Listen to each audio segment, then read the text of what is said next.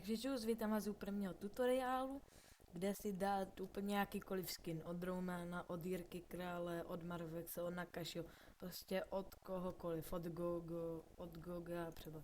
Takže napíšete si Minecr a napíšete si Minecraft offline skin, Minecraft offline skin, kliknete na to, vidíte tady toto, si jedete dolů, pokud bla a stáhnete si instalator modu. Já už to stažené mám a už to potřebovat nebudeme. Stáhnete si to.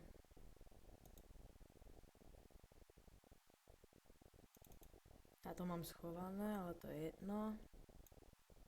To je úplně jedno.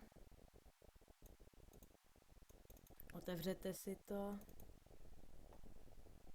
Vy dáte spustit, to si křišknete, dáte česky.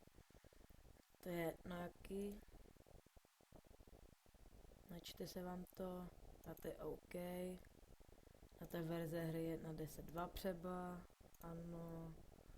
A dáte pokračovat. A to je vlastně celé.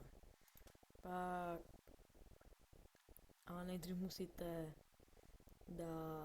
musíte si stáhnout nějaký skin, dáte nastavit skin, stáhnete si skin a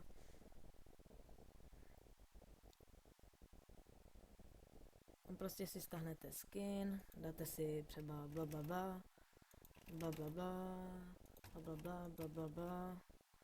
dáte potom procházet. A jaký skin jste si stáhli, tak ten si potom rozkliknete, dáte nahrát soubor, dáte tady a potom dáte zobrazit skin pro ověření. Já mám třeba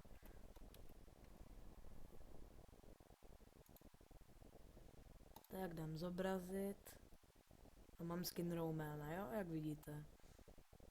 A to už potřebovat nebudeme, rozkliknete si Minecraft.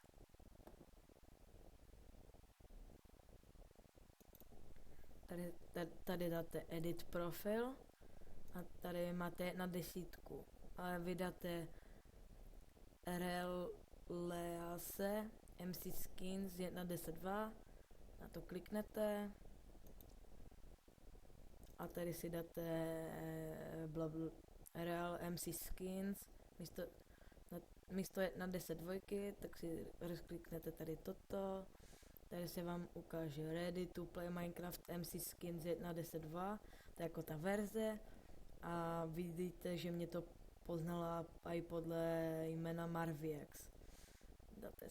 Dáte play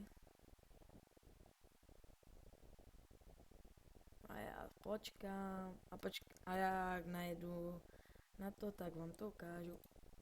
Tak jsem tu a vidíte Minecraft 1.10 bla. Jak funguje to jak?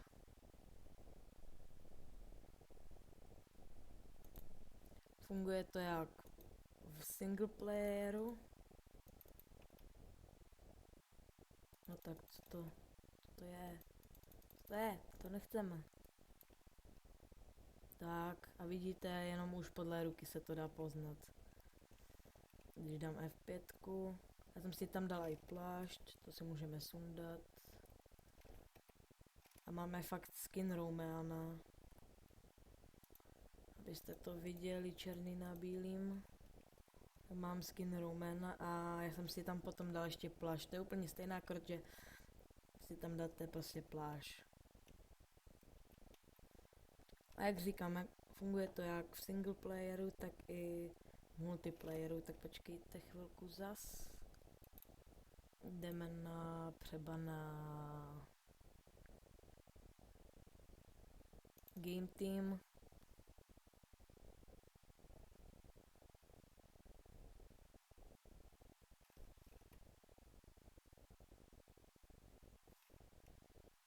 Jsme na Game Teamu. A už zase to jde vidět podle ruky. Mám fakt ten plášť. A mám fakt tady ten předek. Takže ano, pokud se vám video líbilo, tak dejte like, odběr a promiňte ještě raz za menší lagy.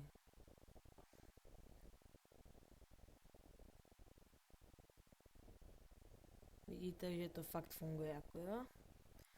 Takže pokud se vám video líbilo, tak dejte like, odběr a popřípadně sdílejte. Tak čus.